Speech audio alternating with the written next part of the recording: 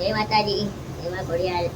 તો આપણે આજે અલ્પાબેન વિશે વાત કરવાનું એ પહેલા મારી યુટ્યુબ ચેનલને સબસ્ક્રાઈબ કરવાનું ભૂલતા નહીં અને વધુમાં વધુ શેર કરજો અને લાઈક કરવાનું પણ ભૂલતા નહીં. તો આપણે અલ્પાબેન પટેલ બહુ જ મોટા કલાકાર છે અને તમે જોયું હશે કે દરેક જગ્યાએ જતા હોય છે. ભવ્ય સંતવાણી હોય કે ભજન હોય, કોઈ પણ જગ્યાએ જતા હોય છે.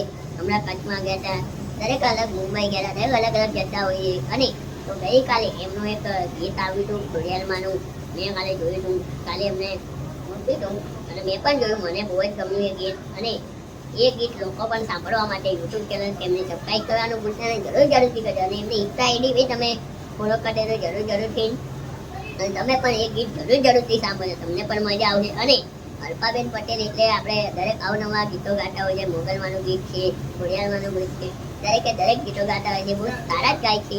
એની માટે ભગવાનને એવી પ્રાર્થના કરીશ કે આવા અવનવા મોગલવાના ગીત, ખોડિયારમાંના ગીત અને દરેક માટે એના ગીત ગાય. તે માટે હું ભગવાનને એવી પ્રાર્થના કરીશ કે આગળ અલ્પાબેન પટેલ નવા ગીતો લાવતા રહે અને અમને પણ મજા આવે. તેથી કહેવા માંગુ છું કે યુટ્યુબ ચેનલ સબસ્ક્રાઈબ કરવાનું ભૂલતા નહીં, વધુમાં વધુ શેર કરજો. અને આપણા અલ્પાબેનને યુટ્યુબ ચેનલ સબસ્ક્રાઈબ કરી દેજો અને મારો વિડીયો ગમે તો લાઈક કરી દેજો. જય મા ખોડિયાર.